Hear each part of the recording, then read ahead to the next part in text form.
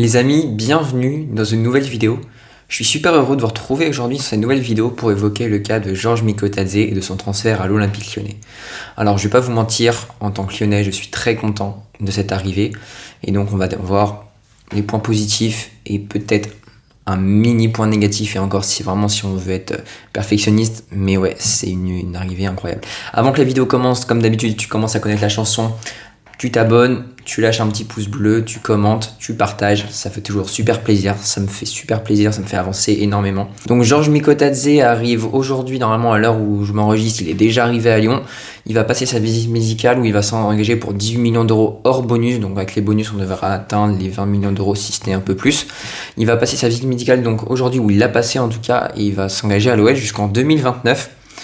Donc c'est vrai que c'est un attaquant qui est estimé à 15 millions d'euros, et le voir signer pour entre guillemets ce prix qui est très faible pour moi, je trouve tout simplement c'est une aubaine, et c'était quasiment inespéré. Lui qui prenait la direction de l'AS Monaco, avec qui il s'était mis d'accord.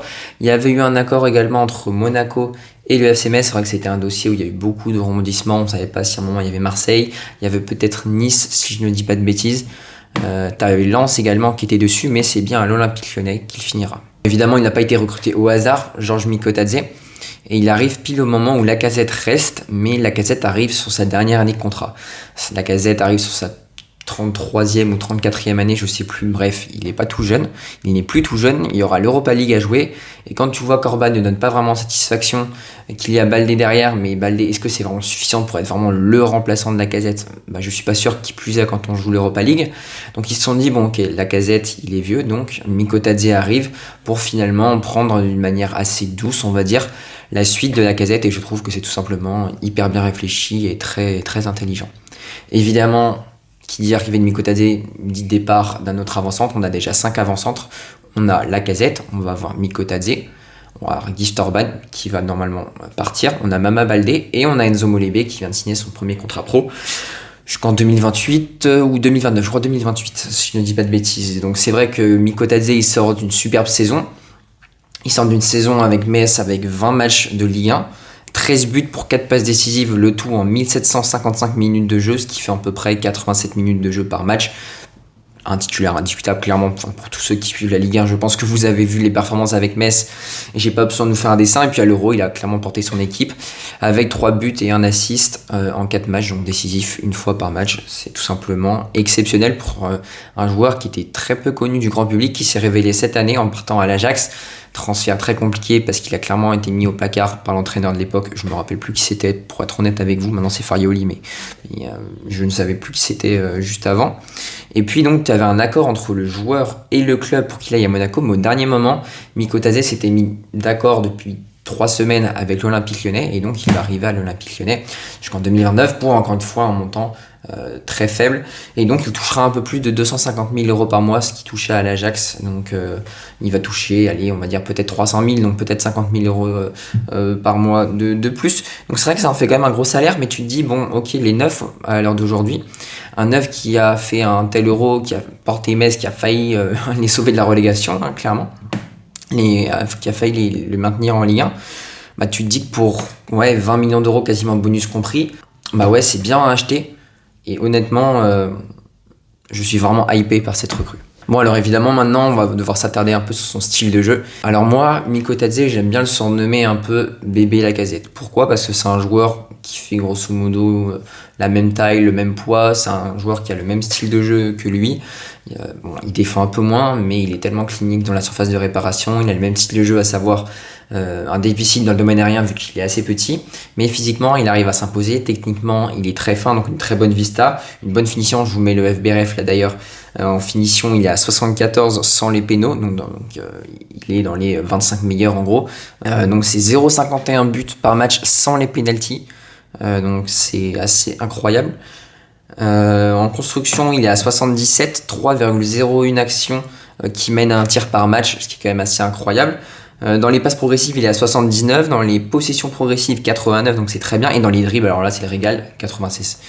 C'est un joueur vraiment, pour moi, tu pouvais pas faire un meilleur coup niveau rapport qualité-prix. C'est un excellent coup. Les passes décisives, pareil, 77. Il est à chaque fois dans le vert. De toute façon, vous l'avez vu sur le graphique. 0,20 passes décisives par match, ce qui est quand même vraiment pas mal pour un avant-centre. Et puis évidemment, bon, t'as des défauts. Enfin, des défauts. T'as un défaut en tout cas, qui est celui des domaines aériens, donc des duels aériens, où vraiment il aura du mal à s'imposer, et c'est vrai que c'est pas du tout son style de jeu, c'est comme Lacazette finalement. Et la seule différence avec Lacazette, c'est que j'ai envie de te dire, Lacazette, bon, il a un peu plus d'expérience, il est grosso modo, je trouve, il a un niveau moyen qui est plus élevé que celui de Mikotadze, même si Mikotadze, attention, c'est excellent ce qu'il fait et ce qu'il a fait au FC Metz. Et ouais, quoi, c'est un joueur qui peut-être qui défend un peu moins que Lacazette. C'est vrai, Lacazette revient beaucoup plus défendre. Il est très bon en interception, Mikotadze, par rapport aux autres avançants. Je précise, attention. Mais sinon, voilà, il n'a pas vraiment de point faible. La technique, elle est excellente. La technique de dribble, très bonne. La vista, la qualité de centre également. Il a un volume de jeu énorme. Je vous mets sa hitmap juste en dessous. Vous voyez qu'il est tantôt sur le côté gauche, tantôt sur le côté droit, tantôt devant sur le front d'attaque. Donc c'est vrai que c'est un joueur, finalement, quand tu fais le bilan de son style de jeu, qui correspond totalement à la philosophie de Pierre Sage, à savoir un joueur qui va prendre la suite de Lacazette. C'est pas un joueur qui est trop jeune, mais qui est pas trop vieux non plus. Il va fêter ses 24 ans bientôt, donc c'est vraiment parfait. Tu l'as pour moins de 20 millions d'euros, et honnêtement, des avançants qui font un euro comme ça, et une deuxième partie de saison comme ça, qui plus est avec un club qui est vraiment à la dérive, tu dis, ouais, franchement, pour 20 millions d'euros, c'est un braquage. On voyait pendant l'Euro que son prix montait.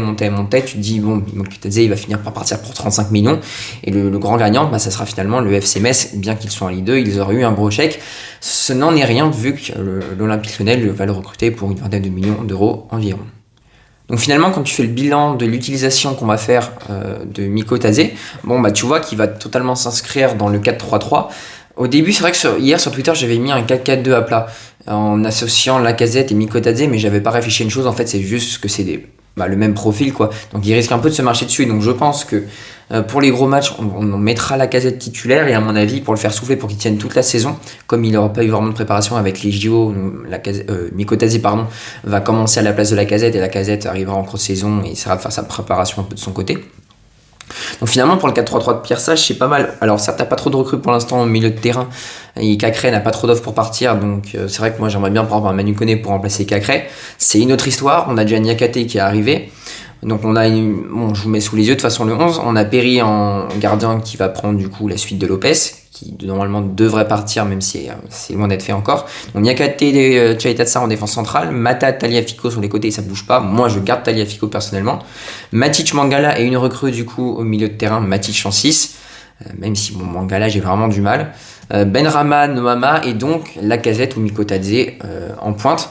Lacazette, je dirais, pour les matchs un peu plus importants, tu le fais souffler à la 50e, tu fais rentrer Mikotadze, et Mikotadze agit vraiment comme un super sub.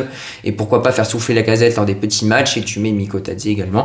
Tu fais rentrer un peu, j'allais dire Gift Orban, mais non, parce qu'il va sûrement partir, mais plutôt Mama Baldé, et puis tu laisses quelques minutes pour la Coupe de France à Enzo Molébé pour pouvoir s'illustrer dans les premiers tours de la compétition. Et donc on arrive enfin à la conclusion de la vidéo, et à mon avis, donc je pense, je l'ai un peu dit déjà entre les lignes, c'est tout simplement une recrue parfaite. Il n'y a quasiment aucun point noir, si ce n'est les duels aériens où il est un peu moins bon. Pour le prix, je ne vais pas me répéter, mais c'est un prix tout simplement exceptionnel. Je ne sais pas comment on a réussi à faire ça. En revanche, on arrive à être vraiment trop bête pour poser 35 millions d'euros sur Mangala et 31 sur Niakate, ce qui fait 66 millions d'euros pour les deux, qui ne valent pour moi pas plus de 30 millions d'euros cumulés à deux. Tu me diras, il y a l'étiquette PL, mais quand même. Et puis, c'est un joueur qui va te faire vendre pas mal de maillots aussi. C'est un joueur qui aime le club, ça on ne l'a pas dit suffisamment. Et finalement, quand tu fais le bilan, quand tu associes toutes ces choses, en fait, tu te rends compte que c'est juste une recrue incroyable. Donc voilà, n'hésitez pas à me dire en commentaire votre avis sur l'arrivée de Georges Mikotadze à l'Olympique Lyonnais. Dans quel club vous auriez voulu le voir en fonction de si vous êtes supporter marseillais, parisien, stéphanois ou autre. Et puis on se retrouve très prochainement pour de nouvelles aventures. Allez, à plus la team. Salut.